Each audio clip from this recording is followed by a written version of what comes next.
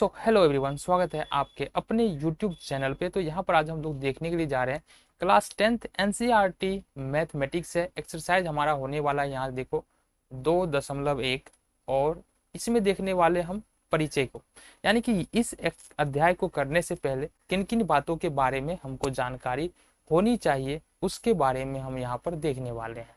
तो शुरुआत में जो हमको चीज देखना है वो है हमारा बीजीय व्यंजक। बीजीय व्यंजक होता क्या है उसको सबसे पहले हम समझ लेते हैं। जाहिर सी बात है, बीजीय व्यंजक पढ़ रहे हैं और गणित में पढ़ रहे हैं तो ये गणित से ही रिलेटेड होगा। तो बीजीय व्यंजक यहाँ पर देखो एक गणितीय कथन होता है जिसमें क्या होता है, चर होता है, स्थिरांक होता है और अंकों के बीच में कुछ गणितीय संक्रियाएं होती है। तो यहाँ पर दो तीन बात हमको समझना है। पहला बात, चर क्या होता है। देखो इंग्लिश में जितने भी अंग्रेजी के अक्षर होते हैं ना, है ना, चर अचर को देख लेते हैं। यहाँ से चर होता है हमारा एक्स वाई जेड, ये जितने भी है इंग्लिश के अक्षर चर कहलाते हैं। इसके अलावा alpha beta gamma theta lambda, ये लैम्डा ऐसे होगा, ये हमारे जितने भी है अचर कहलाते हैं। इसके अलावा ये चर कहलाते हैं। इसके अलावा क ख ग कुछ भी, यानी कि कोई भी सिंबल है ना जो कोई भी वैल्यू रख सकता है, मान सकते हैं हम उसको, तो वो क्या कहलाएगा, चर कहलाएगा। ये बातें समझ में आ गई। तो अगर कोई गणितीय कथन इस प्रकार से लिखा हुआ है कि जिसमें चर हो, स्थिरांक कहने का मतलब है संख्या हो। स्थिरांक मतलब कोई ना कोई संख्या हो। देखो यहाँ से स्थिरांक मतलब क्या होता है, कोई ना कोई संख्या हो। कहने का मतलब अगर हम 2 ले रहे हैं, 3/2 ले रहे हैं, -4/5 ले रहे हैं, √2 ले रहे हैं, -3/√2 ले रहे हैं, तो ये सारा का सारा स्थिरांक के उदाहरण है, यानी कि नंबर्स के कांस्टेंट यानी अचर के उदाहरण है। या इसको हम लोग अचर भी बोलते हैं। क्या बोल देंगे, अचर। इंग्लिश में बोलेंगे इसको, चर को कांस्टेंट बोल देते हैं, कांस्टेंट, और अचर को हम लोग वेरिएबल बोल देते हैं। तो समझ में आ गया। अब यहाँ से समझना है हमको कि बीजीय व्यंजक होता क्या है। तो अगली बात है क्या क्या होगा, चर होगा, स्थिरांक होगा और अंक गणितीय संक्रियाएं होंगी। अंक गणितीय संक्रियाएं का मतलब है प्लस माइनस गुना भाग। ये इन चिन्हों के द्वारा जो है ना, ये जो हमारा चर है अचर है वो जुड़ा होगा, उसी को हम लोग बीजीय व्यंजक कहेंगे। जैसे कि अगर मान लो हम यहाँ पर उदाहरण ले ले, अगर ये कह रहा है कि x + 5, तो ये हमारा एक बीजीय व्यंजक बन गया। देखो यहाँ से एक क्या है, हमारा चर है, x क्या है, चर है, ये अचर है, स्थिरांक है या संख्या है, बीच में प्लस के साथ जुड़ा हुआ है, तो ये हमारा क्या बन गया, बीजीय व्यंजक। इसी तरह से 2x² + 5y + 6z, ये भी एक प्रकार का हमारा बीजीय व्यंजक है। लेकिन इसमें देखो चर कितने हैं, 1 2 3, 3 चर आ रहे हैं। और भी उदाहरण वेरी कर सकते हैं हम लोग, y² + 2y + 5, ये भी हमारा एक प्रकार का बीजीय व्यंजक है क्योंकि चर है, ठीक है, अचर है, अचर भी है ना, 5 है -2, ये 2 अचर है, तो यहाँ पर और साथ ही साथ हमारा प्लस भी आ रहा है, ठीक है। और भी उदाहरण ले सकते हैं हम लोग, -3x पर पावर 3 + 5x² - 6x + 5। यहाँ पर देखो 3 और x क्यू के बीच में किसका चिन्ह है, मल्टीप्लाई का चिन्ह है। इसके बाद हमारे पास 5x² के बीच में मल्टीप्लाई का चिन्ह है। इस दोनों के बीच में, इस दोनों पद के बीच में क्या है, प्लस का चिन्ह है। यहाँ इस दोनों के बीच में माइनस का चिन्ह है और इस दोनों के बीच में प्लस का चिन्ह है। कहने का मतलब क्या है कि वैसा व्यंजक जिसमें बीजीय, हमारा बीजीय व्यंजक क्या कहलाएगा, वैसा व्यंजक जिसमें क्या हो, हमारा चर हो, अचर हो, स्थिरांक हो और साथ ही साथ हमारा plus minus multiplication and division हमारा हो, तो ऐसे व्यंजक को हम लोग बीजीय व्यंजक कह देंगे। समझ में आ गया। चलो जी आगे देख ले। आगे है बहुपद, किसको कहेंगे, ठीक है। जो हमने पीछे लिखा वो भी सारा का सारा बहुपद ही था। बहुपद में होता क्या है, चर तथा गुणांक वाला वैसा व्यंजक जिसमें गणित की मूल संक्रिया प्लस माइनस गुना और भाग इत्यादि हो तथा चर का घात पूर्ण संख्या हो। समझ लेते हैं यहाँ से क्या कह रहा है। जो हम पढ़ेंगे उसी के बारे में बात करेंगे अभी। 6x² प्लस 5x प्लस 6, ये इस प्रकार से हमारे पास एक उदाहरण आ रहा है। यहाँ पर देखो 6 और x² के बीच में गुना का चिन्ह है, 5x के बीच में गुना का चिन्ह है, और 6x² और 5x प्लस के चिन्ह के द्वारा जुड़ा हुआ है। तो इस फॉर्म में अगर कुछ व्यंजक लिखा हुआ है इस तरह से, तो यही कहला जाएगा हमारा बहुपद। दूसरी बात है, कह रहा है कि घात पूर्ण संख्या होनी चाहिए, मतलब घात हमारा 0, 1, 2, 3, 4 यही घात होना चाहिए। इसके अलावा कोई दूसरा घात माइनस में नहीं होना चाहिए या फ्रैक्शन में हमारा घात नहीं होना चाहिए। आगे देख ले, अगर मान लो लिख रहे हैं 3x प्लस 5, तो ये भी हमारा बना देगा एक बहुपद। अगर हम लिख रहे हैं 5x³ plus 2x² plus 6x minus 7, तो ये भी हमारा बन जाएगा एक बहुपद। ठीक है, अगर हम लिख रहे हैं x पर पावर 5, तो ये भी हमारा बन जाएगा एक बहुपद। ठीक है, अगर हम लिख रहे हैं 0x⁴ और इसका वैल्यू कितना हो जाएगा 0, तो ये भी हमारा एक बहुपद, 0 भी एक बहुपद हो जाएगा। ठीक है, इसके अलावे अगर हम लिख दो, मान लो लिख देते हैं 1y⁴, तो यहाँ से 1 आ जाता है, इसका मतलब 1 भी हमारा एक प्रकार का बहुपद हो जाता है। ठीक है, क्योंकि है तो सही, यहाँ पर y तो नजर आ रहा है ना, यहाँ पर एक नजर आ रहा है, क्योंकि किसी भी संख्या पर अब यदि आप 0 पावर डालते हो तो उसका वैल्यू 1 हो जाता है। तो यहाँ y तो नजर आ रहा है, इसलिए हमारा जो 1 है वो भी बहुपद है, 2 भी बहुपद हो जाएगा और 0 भी बहुपद हो जाएगा। समझ में आ रहा है ना, तो इसको हम लोग बहुपद बोल देते हैं। कुछ और उदाहरण है, यहाँ से देख लेते हैं 3x² माइनस 6x प्लस 5, ये भी हमारा एक प्रकार का बहुपद हो जाएगा। तो अगर हम बात कर ले बहुपद के बारे में, तो ये समझ में आ गया होगा बहुपद किसको बोलेंगे। चलो जी, अब यहाँ पर कुछ हमारे पास अगर प्रश्न ऐसा आ जाए कि निम्नलिखित में से पहचाने कौन बहुपद है या कौन बहुपद नहीं है, तो हम कैसे पहचान सकते हैं। तो इसके लिए कुछ रूल्स है। बहुपद होने की शर्त, बहुपद होने की शर्त देखना है हमको।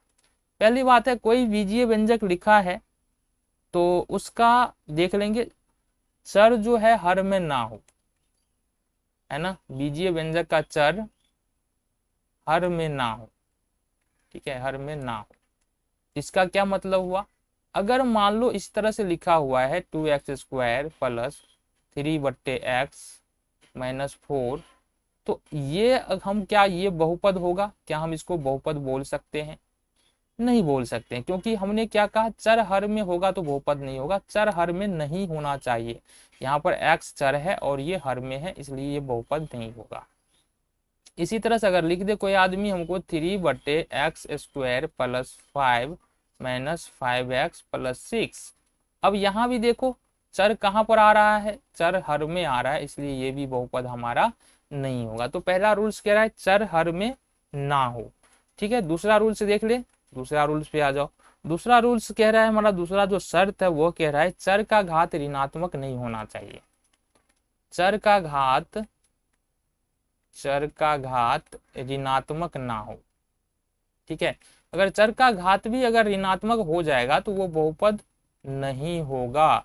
कैसे? अगर मान लो कोई लिख रहा है हमको 3x² माइनस 5x⁴ प्लस 5, तो यहाँ पर देखो, यहाँ तो प्लस में है घात, इस वाले पद में घात क्या है, प्लस में है, लेकिन दूसरे वाले पद में आते हैं तो घात माइनस में है। यहाँ पर चर का घात क्या आ रहा है, माइनस आ रहा है। कहीं भी एक भी जगह पर यदि चर का घात माइनस है तो बहुपद नहीं होगा। मान लो एक और उदाहरण ले लेते, 3x⁻³ plus 2x² minus 5x plus 6। अब यहाँ पर देखो, यहाँ पर पहले वाले टर्म में चर का घात क्या है, -3 है, -3 है, इसका मतलब ये बहुपद नहीं होगा। ये दूसरा शर्त था। आगे के शर्तों को देख लेते हैं, आ जाओ। अगला जो शर्त है हमारे पास वो है चर का घात भिन्न नहीं हो। तीसरा शर्त है चर का घात भिन्न नहीं हो, चर का घात भिन्न नहीं हो। अगर भिन्न में भी चर का घात होगा तो वो हमारा बहुपद नहीं होगा। जैसे कि मान लो अगर कोई लिख रहा है x बट्टे, ये नहीं, इसको चलो, अगर कोई आदमी लिख रहा है यहाँ से x पर पावर 2/3 प्लस 2x² माइनस 5, अगर ऐसा लिख रहा है तो यहाँ पर देखो पहले वाले टर्म में चर का घात 2/3 आ रहा है, तो ये बहुपद नहीं होगा।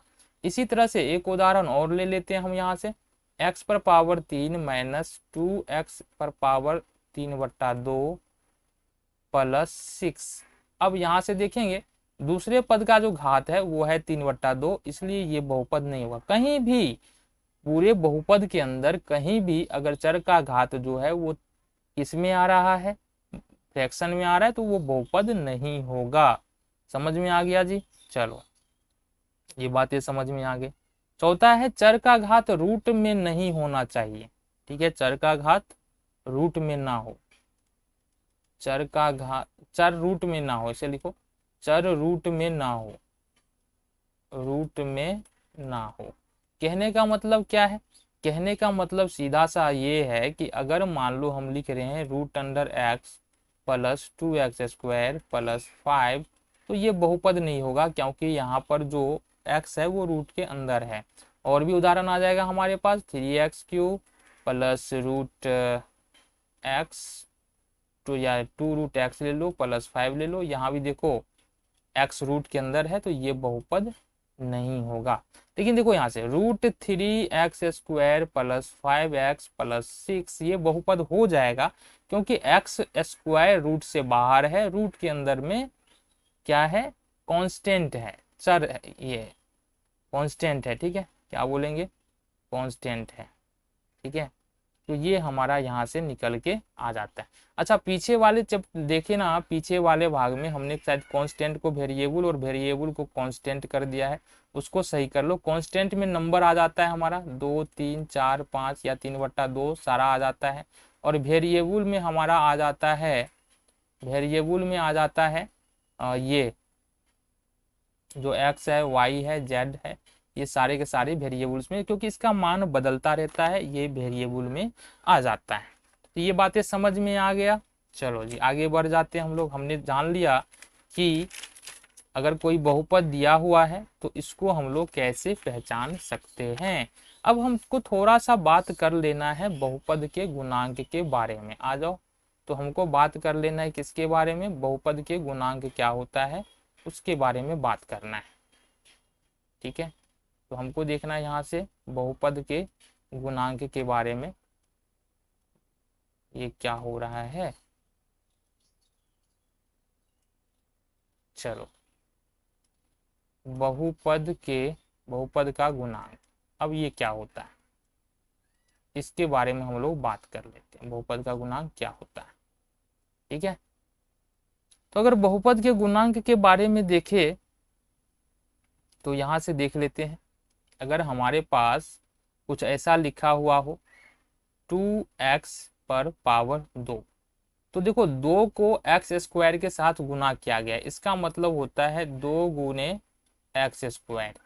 ठीक है, तो यहाँ 2 गुने x² है ना, x² का गुणांक यहाँ पर 2 कहलाएगा। ठीक है, यहाँ पर लिखेंगे x² का गुणांक कितना है, x² का गुणांक 2 है। ये बात को समझो, आगे बहुत ज्यादा काम आने वाला है।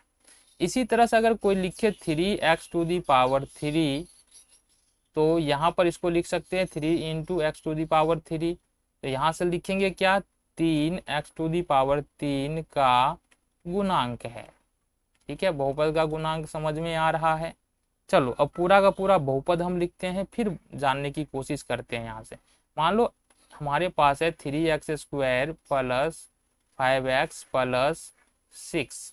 ठीक है, इसमें देख लेते हैं हमारा बहुपद का गुणांक।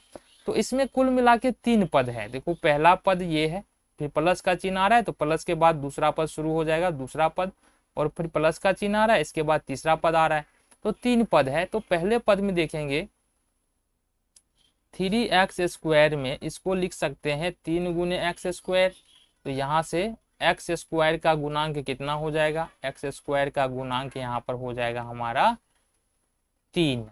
कितना हो जाएगा, 3। फिर दूसरे वाले पद में देखेंगे ये 5x दिया हुआ है, इसको लिख सकते हैं 5 गुने x, तो यहाँ से लिखेंगे x का गुणांक कितना हो जाएगा हमारा, x का गुणांक हो जाएगा 5। ठीक है जी, और 6 हमारा जो क्योंकि इसके साथ कोई भी x y z नहीं है, कोई भी चर नहीं है, इसलिए ये हो जाएगा हमारा अचर पद यानी कांस्टेंट हो जाएगा। ये क्या हो जाएगा? अचर पद हो जाएगा। ठीक है, आगे देखिए। चलो हाँ, और भी उदाहरण बात कर लेते ताकि गुणांक के बारे में क्लियर कर लेते ना, आगे बहुत ज्यादा प्रयोग आने वाला है। मानो -3x² माइनस या +x-6। अब यहाँ से देखेंगे तो x² का गुणांक कितना है, तुम ही बता दो हमको x² का गुणांक कितना है। बोलोगे सर x² का गुणांक जो है ना -3 है। ठीक है, क्योंकि 3 को x² से गुना किया गया है। फिर बोलोगे x का गुणांक कितना है, तो x का गुणांक x के गुणांक के बारे में बात की जाए तो यहाँ पर देखो x का तो कोई गुणांक ही नहीं है।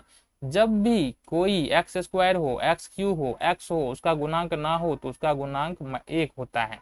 अगर यहाँ प्लस है तो प्लस में 1 है, यहाँ पर माइनस रहेगा तो यहाँ पर माइनस में 1 हो जाएगा। ठीक है, और अचर पद की बात करेंगे तो अचर पद यहाँ पर कितना हो जाएगा, अचर पद हमारा हो जाएगा -6। क्लियर हो गया? चलो जी, तो यहाँ से हमको गुणांक के बारे में समझ में आ जाता है कि बहुपद का गुणांक क्या होता है। आगे देख लेते हैं। अब देखते हैं बहुपद के प्रकार। बहुपद कितने प्रकार के होते हैं उसके बारे में बात कर लेते हैं। पहले देखेंगे पद के अनुसार बहुपद के प्रकार। पद के अनुसार बहुपद के प्रकार, आ जाओ, के प्रकार according to term, types of polynomials according to term. पद के अनुसार बहुपद के कितने प्रकार होते हैं इसके बारे में हमको बात करना है। ठीक है, पहले तो समझ लो पद होता क्या है। अगर हम लिख रहे हैं 3x तो इसमें कितने पद है, बोलोगे 2 तो गलत हो जाएगा, क्योंकि जो प्लस और माइनस के द्वारा जो सेपरेट होता है ना वही पद कहलाता है। तो यहाँ पर केवल एक पद है 3x पूरा का पूरा। यहाँ पर देखो 3x + 5 यहाँ पर रख दे, प्लस है और दोनों तरफ 1-1 है, यानी प्लस के द्वारा 3x और 5 को अलग किया गया है। तो इसमें पद कितना हो गया, 1, और इस वाले में पद हो गया 2 पद। अगर इसी तरह से हम लिखे 3x² - 5x + 6 तो इसमें देखो ये माइनस के द्वारा 3x² और 5x अलग हुआ है तो 3x और 5x 2 पद हो गया।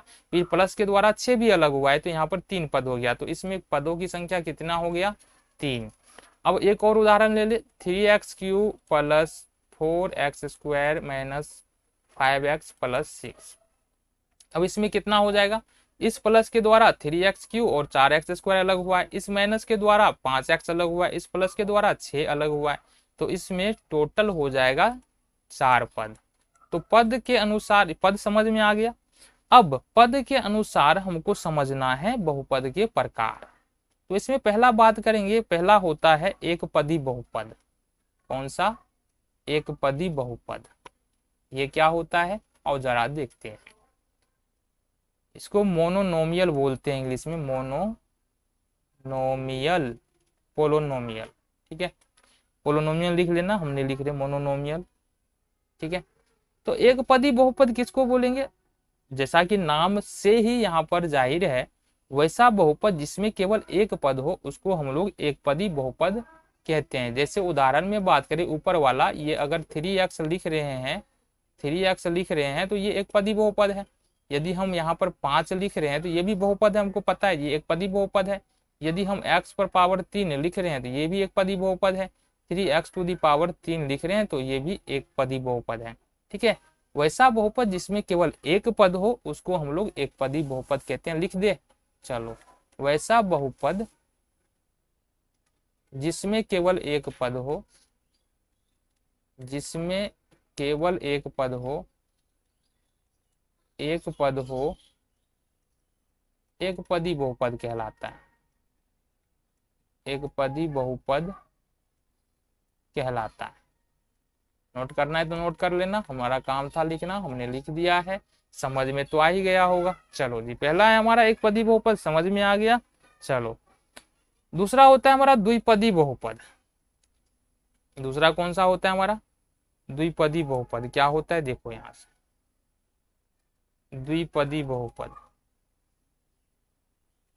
अब इसको देखेंगे तो होता है बाइनोमियल, इंग्लिश में बोलेंगे बाइनोमियल।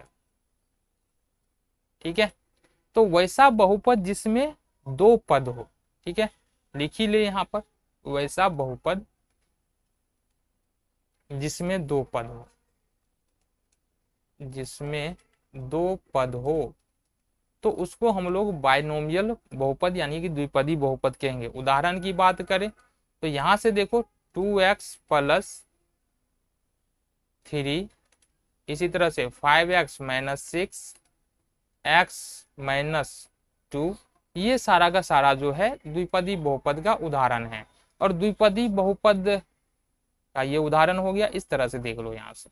ठीक है, यानी कि दो पद होगा तो द्विपदी बहुपद, देखो यहाँ से प्लस के द्वारा 2x और 3 अलग हुआ है, दो पद बन रहा है द्विपदी बहुपद। माइनस के द्वारा 5x और 6 अलग हुआ है, दो पद है द्विपदी बहुपद। माइनस के द्वारा x और 2 अलग हुआ है, तो ये द्विपदी बहुपद हो गया। ठीक है, ये हमारा हो गया द्विपदी बहुपद। आगे देख ले, तीसरा है हमारा त्रिपदी बहुपद। त्रिपदी बहुपद, ठीक है, इसको बोलते हैं हम लोग इंग्लिश में ट्राइनोमियल। ट्राइनोमियल, ठीक है, तो किसको बोलेंगे? वैसा बहुपद जिसमें तीन पद हो, वैसा बहुपद जिसमें तीन पद हो, तीन पद हो। तो जिस भी बहुपद में तीन पद होगा उसको त्रिपदी बहुपद कहेंगे। उदाहरण के लिए देखो यहाँ से 3x² माइनस का 5x प्लस 6, इसमें कितने पद है? देखो 3x² और 5x माइनस के द्वारा अलग हुआ है, फिर प्लस के द्वारा 6 अलग हुआ है, कुल मिला के 1 2 और 3, तीन पद है, इसलिए ये हो गया हमारा त्रिपदी बहुपद। इसी तरह से 5x पर power cube minus 2x plus 7, इसमें देखो 5x³ और 2x माइनस के द्वारा अलग हुआ है, दो पद बन गया, प्लस 7 यहाँ अलग हो गया प्लस के द्वारा, तो ये तीन पद हो गया। इसी तरह से 6x² माइनस 4x माइनस 7, इसमें 6x² और 4x माइनस के द्वारा अलग हुआ है, दो पद बन गया, फिर यहाँ से -7 जो है वो माइनस के द्वारा अलग हुआ है, तो ये भी यहाँ भी हमारा एक पद बन गया। तो ये हमारा त्रिपदी बहुपद यहाँ से समझ में आ जाता है। ठीक है, ये हमारा त्रिपदी बहुपद हो गया। कुछ और बहुपद का होता है प्रकार जिसके बारे में हम लोग बात कर लेते हैं। ठीक है, अचर बहुपद क्या होता है? अचर बहुपद किसको बोलेंगे? जितने भी नंबर्स हैं हमारे पास कांस्टेंट पोलोनोमियल,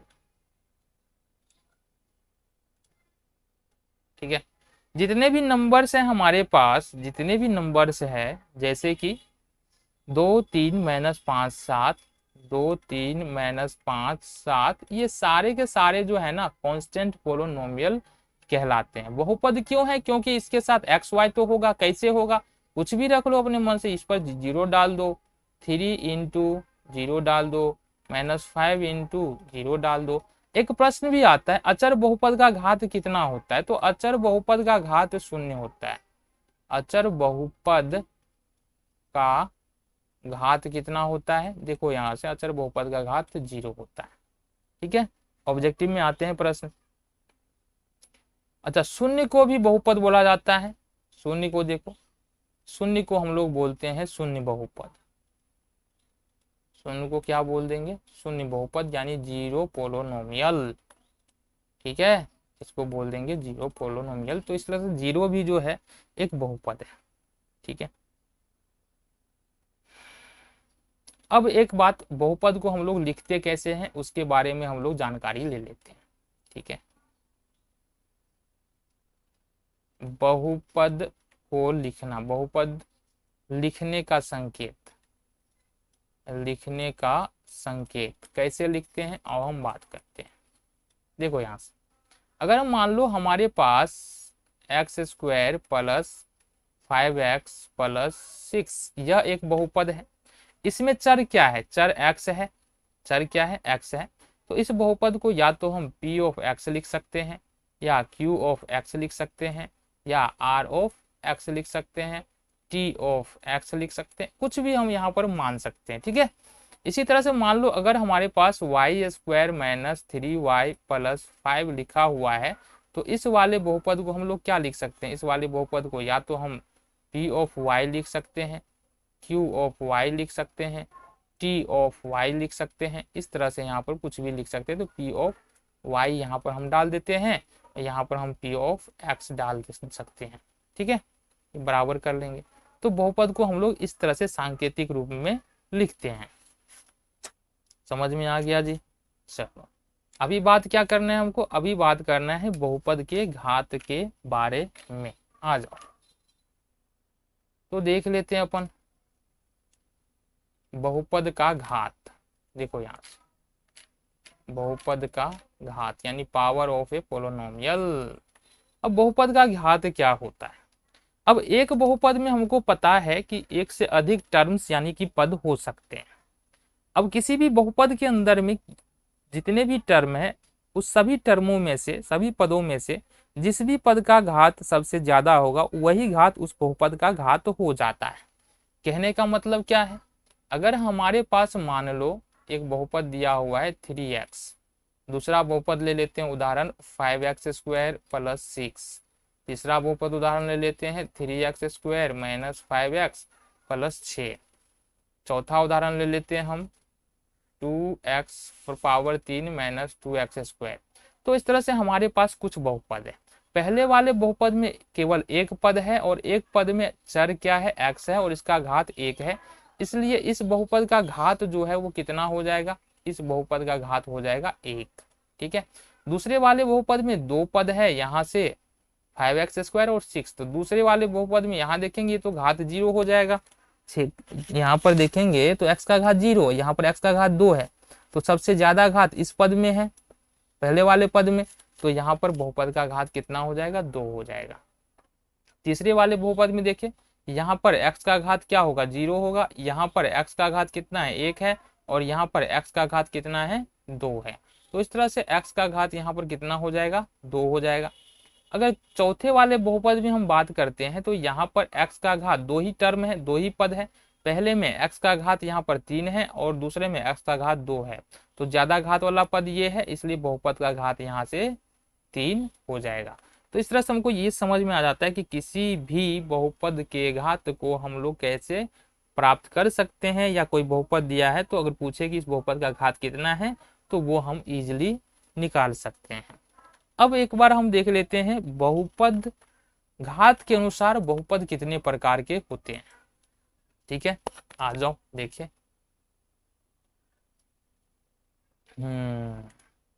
चलो क्या देखना है, घात के अनुसार बहुपद के प्रकार, ये हमको देखना है। बहुपद के प्रकार ये हमको समझ लेना है। अगर घात के अनुसार बहुपद के प्रकार की बात करेंगे तो वो हमारा निकल के आता है एक घातीय बहुपद, पहला निकल के आता है एक घातीय बहुपद, या इसको रैखिक बहुपद भी कहते हैं, एक घातीय बहुपद। ठीक है, जिस बहुपद का घात 1 हो। कौन सा बहुपद होगा, जिस बहुपद का घात 1 हो, 1 हो। ठीक है, तो उसको एक घातीय बहुपद कहेंगे या रैखिक बहुपद भी कहेंगे, इसको हम लोग रैखिक बहुपद भी लिख देते हैं, रैखिक बहुपद भी बोलते हैं। ठीक है, लीनियर पोलिनोमियल। तो उदाहरण देख लेते हैं। उदाहरण कहने का मतलब है x हो गया, 2x हो गया, 2x + 1 हो गया, 3x + 5 हो गया। अब इस सब में देखो पद तो दो भी हो रहा है, घात यहाँ पर 1 है, यहाँ पर 1 है, यहाँ पर 1 है, यहाँ पर 1 है। हाईएस्ट पावर कितना है बहुपद का, 1 है, इसलिए सबका घात कितना हो जाएगा, 1 ही होगा। तो एक घातीय बहुपद मतलब जिसका घात 1 हो, एक घातीय बहुपद बोलते हैं। दूसरा है हमारा द्विघातीय बहुपद। द्विघातीय बहुपद किसको बोलेंगे, दूसरा हमारा है द्विघातीय बहुपद, द्विघातीय बहुपद। ठीक है, वैसा बहुपद जिसका घात 2 हो उसको हम लोग द्विघातीय बहुपद कहते हैं। तो यहाँ से द्विघातीय बहुपद को कैसे पहचान सकते हैं, अगर हमारे पास हाईएस्ट पावर 2 है, जैसे कि 3x² - 5x + 6, यहाँ पर देखो हाईएस्ट पावर कितना है, हाईएस्ट पावर 2 है, सबसे ज्यादा इसका 1 है और इस वाले का तो 0 हो जाएगा। तो हाईएस्ट पावर 2 है मतलब इस बहुपद का घात 2 है, ये हमारा द्विघातीय बहुपद हो गया। और कोई आदमी लिख के गया 5x पर पावर 2, तो इसमें एक ही पद है और उसका घात कितना है, 2 है, तो यहाँ से 2 घात वाला बहुपद यानी द्विघातीय बहुपद हो जाएगा। मान लो तो कोई आदमी लिख दिया 6x² - 3। अब यहाँ पर हाईएस्ट पावर कितना है, 2 है, तो ये भी हमारा द्विघातीय बहुपद हो गया। इस तरह से हम पहचान सकते हैं, एक घातीय बहुपद को भी पहचान सकते हैं, द्विघातीय बहुपद को भी हम लोग पहचान सकते हैं। अच्छा, एक घातीय बहुपद का जो सामान्य रूप होता है वो क्या होता है, सामान्य रूप होता है हमारा ax + b। ठीक है, जहां पर a और b क्या है, अचर है। ठीक है, यहाँ देखो a b क्या है, अचर है। अगर द्विघातीय बहुपद के सामान्य रूप की बात करेंगे तो ये होता है हमारा ax² + bx + c। ठीक है, ये हमारा द्विघातीय बहुपद का सामान्य रूप होता है। ठीक है जी, अब देख लेते हैं त्रिघातीय बहुपद। त्रिघातीय बहुपद क्या होता है, तीसरा है हमारा त्रिघातीय बहुपद।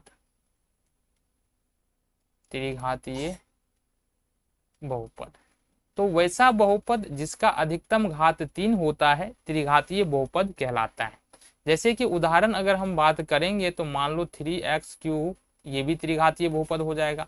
अगर लिख रहे हैं 5x⁻2 + 3x⁻3 - 2x + 6।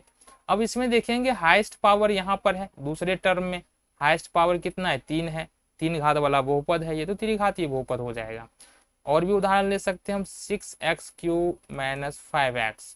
अब इसमें देखो हाईएस्ट पावर यहाँ पर 1 है, यहाँ पर 3 है, हाईएस्ट पावर 3 है, इसलिए ये भी क्या हो जाएगा, त्रिघातीय बहुपद होगा। मतलब किसी भी बहुपद के अंदर में जो सबसे हाईएस्ट पावर होता है उसके अनुसार बहुपद के प्रकार में हम एक घातीय, द्विघातीय और त्रिघातीय बहुपद का डिसाइड करते हैं, निर्णय लेते हैं। तो अगर घात 1 है तो एक घातीय बहुपद, हाईएस्ट पावर 2 है तो द्विघातीय बहुपद, और हाईएस्ट पावर 3 है तो हम लोग उसको त्रिघातीय बहुपद कहते हैं। आगे देखें, आगे देखना है हमको बहुपद का मान। क्या देखना है, बहुपद का मान। ठीक है जी, बहुपद का मान। यहां से एक बात को समझो, हमने क्या कहा, द्विघातीय बहुपद को का जो सामान्य रूप होता है तो इसको इस प्रकार से लिखते हैं P(x) = ax² + bx + c। ये एक बहुपद है। अब मान लो हमने यहाँ पर P के जगह पर, x के जगह पर मानो a रखा, a मत रखो, क्या कि a तो पहले से है वहां पर ना, तो a रखेंगे तो गड़बड़ा जाएगा। मानो कुछ और रख लेते हैं, तो हम x के जगह पर रख लेते हैं यहाँ पर b भी है हमारा, t रख लेते हैं, क्या रख लेते हैं, t। जब x के जगह पर t रखेंगे तो ये हो जाएगा हमारा at² + bt + c। अब इसको सॉल्व करने पर यहाँ पर कुछ ना कुछ मान आएगा, जो मान आएगा ना वही t पर उस बहुपद का मान या हल कहलाएगा।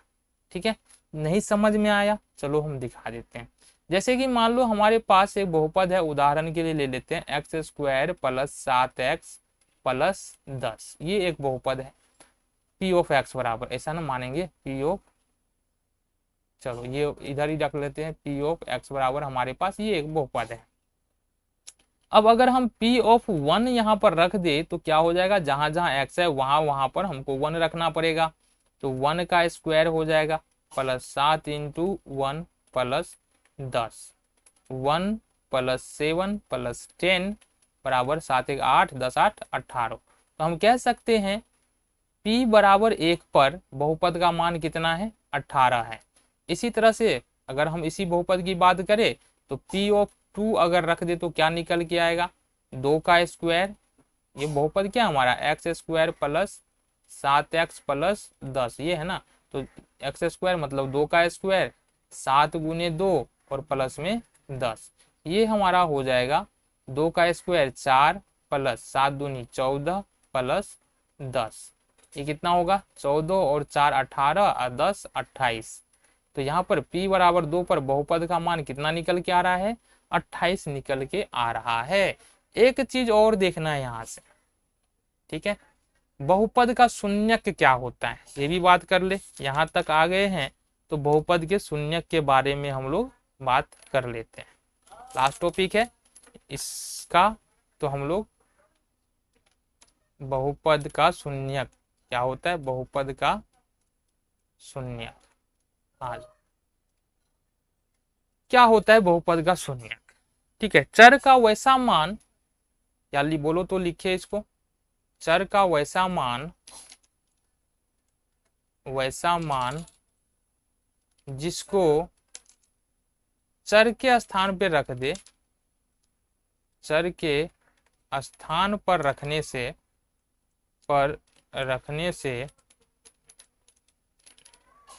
बहुपद का मान शून्य हो जाता है, बहुपद का शून्य कहलाता है, बहुपद का शून्य कहलाता है। ठीक है, ये समझ में आ गया? ठीक है, अगले चैप्टर में हमको देखना है बहुपद के शून्यक और गुणांकों के बीच में संबंध को, इस चैप्टर में नहीं देखना है। तो बहुपद का शून्यक कहेंगे किसको? उदाहरण से बात करें, मान लो हमारे पास p ऑफ x बराबर एक बहुपद है, वही वाला पीछे वाला ले लेते हैं, x स्क्वायर प्लस 7x और प्लस 10।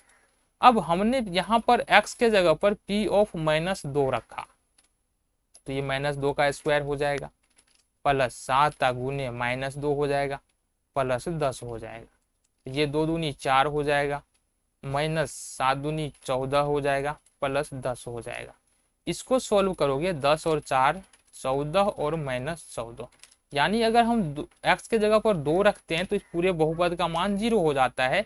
इसलिए लिख सकते हैं p ऑफ x का एक शून्यक क्या है हमारा?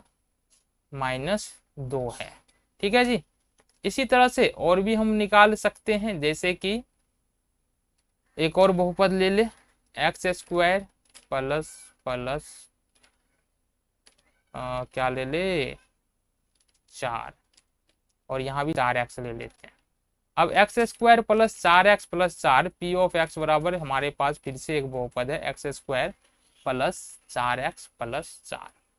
अब यहाँ पर यदि हम p बराबर फिर से अगर -2 रखे तो -2 का स्क्वायर हो जाएगा, प्लस 4 गुने -2 हो जाएगा, फिर प्लस 4 हो जाएगा। ठीक है, यहाँ देखते हैं 2 का वर्ग करेंगे तो प्लस में 4 हो जाएगा, ये हो जाएगा हमारा माइनस में 8, ये हो जाएगा हमारा माइनस में 8 और ये होगा प्लस में 4। 4 और 4 कितना होगा? 8 और माइनस में 8 हो जाएगा हमारा, ये कितना हो गया? 0।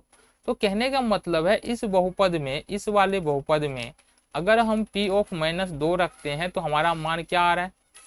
शून्य आ रहा है।